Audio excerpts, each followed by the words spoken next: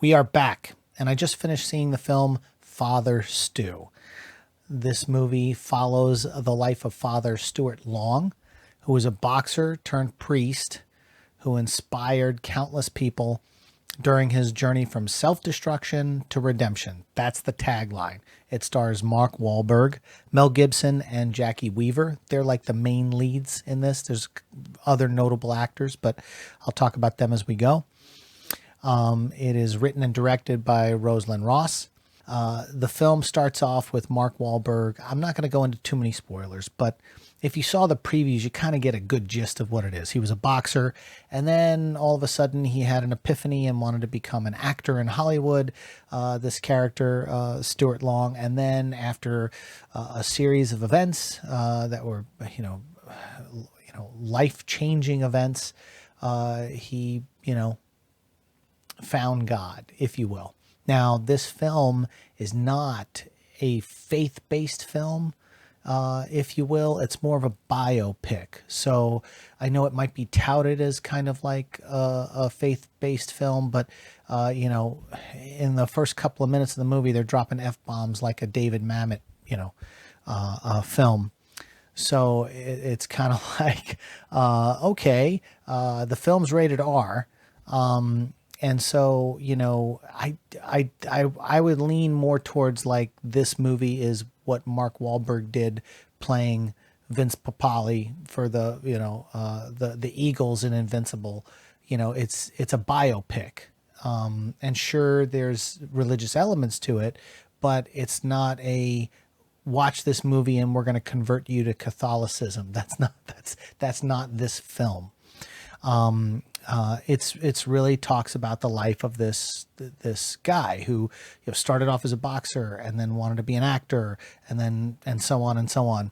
And it covers a lot of that stuff. There's a lot of humor, sometimes dark humor, and then there's some really beautiful spiritual moments. There's a scene where almost a life-threatening accident, if you will, makes the character or the real life Stuart Long realize that he wants to, sometimes when people have near-death experiences, things like this, they may see God or see something or have a vision. And in this particular case, he saw the Virgin Mary, the Mother Mary, and so it propelled him to want to better his life and to become a priest. So you've got really good actors in this all the way through. Malcolm McDowell is in this movie as well. Teresa Ruiz plays Carmen. She was fantastic in the movie, but a lot of times in the film, her hair is like gives her like a half eye in almost every scene.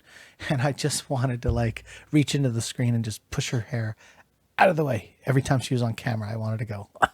Because I really wanted to see her full face. But there was, it's basically an all-star cast. Jackie Weaver played Mark Wahlberg's mother in this. I thought she was very good. She was in Silver Linings Playbook. Of course, Mel Gibson played his father. And, I did work with Mel Gibson on another film, and we had conversations about this film, very brief conversations. But one of the things that was very interesting, and this was months ago, this was back in November of last year, I was with him in the car, and he was sitting next to me, and he received a phone call, and the numbers came in, the internal numbers from Sony. Because Sony had some test screenings of the movie, and they had some of the highest numbers in Sony's history for a test screening. So everybody was really fired up about how well the movie had turned out. Mark Wahlberg put his own money into this thing because, there's a lot of people that weren't interested in really funding it because it's hard to sell a movie like this out into the public, although Mel had no problem with the Passion of Christ. Faith-based type films or religious films, or although, like I said, this movie is more a biopic than a religious film, have a tendency to, if it's not, Transformers or Marvel or big stuff like that, a lot of studios don't want to gamble on the smaller, what I would call artsy films. So anyway, it was really exciting to be there when the phone call came in saying the movie. So right away, when I hear the movie has a high score at Sony and everyone's going crazy for this thing, I was like, well, I have to see it. I wasn't disappointed. I thought it was good. I thought the third act was a little, it's like they had to condense a lot into a short amount of time. Frame, because it does cover his life story up until Father Stu passes away. It even in the end credits, they have real footage, stock footage of the real Stuart Long talking about trials and tribulations and what went on in his life and blah blah blah blah blah. And it was really cool to see that. And they showed photos of him at different stages of his life, when he played football and when he was a boxer and blah, blah, blah, all the way through up until, he passed away. And so that was really cool. I always like that, even when, you watch biopics about other famous people. I love seeing the photos at the end that show the different characters. Yeah, I just really enjoyed it. So I think everyone should go see this film, and, don't be scared of it. Like it's, going to convert you. May the body of Christ compel you. It's not like that. It's not like that. It's just a really good story. One of the things that I would, say is, with Mark Wahlberg, I kind of sensed there was a scene where he was basically, why is all this stuff happening to me in my life? This debilitating disease he has towards the end of the film. It's like, he's trying to do everything, but it seems like God keeps just knocking him back down in his mind. And when he became very emotional and the tears started flowing, it's one of Mark's best performances, I would say. And I know he put his heart and soul into the film. And, I was thinking about something while I was watching the movie is, his mother had passed away recently.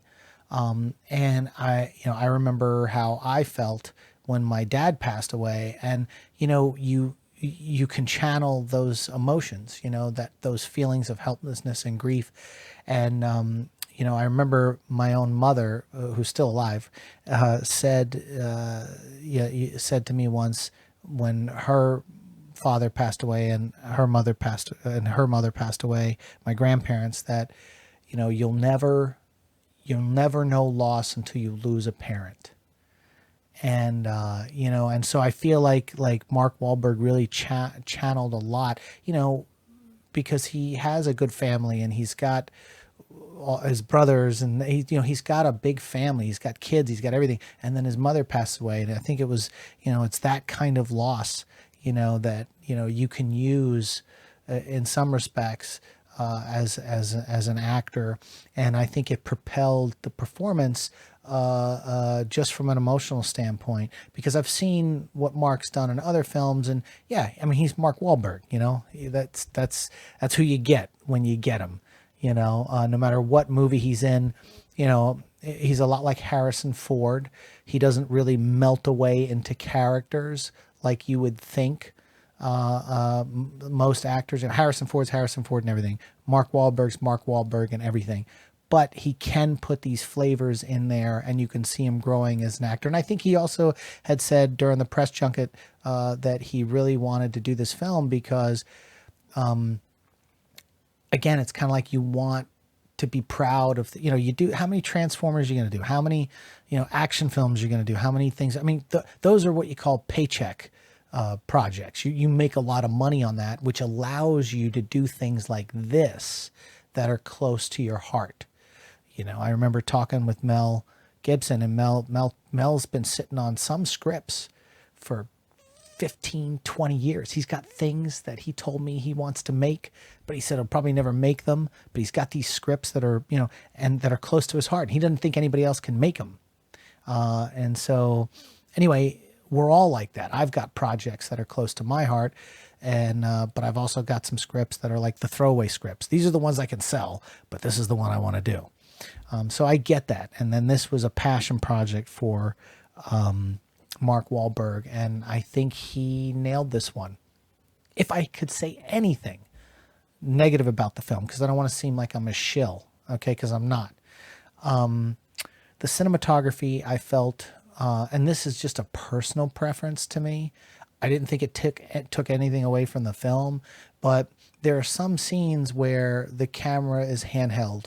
You know, it's moving around, it's seeing what's going on, it's following the action.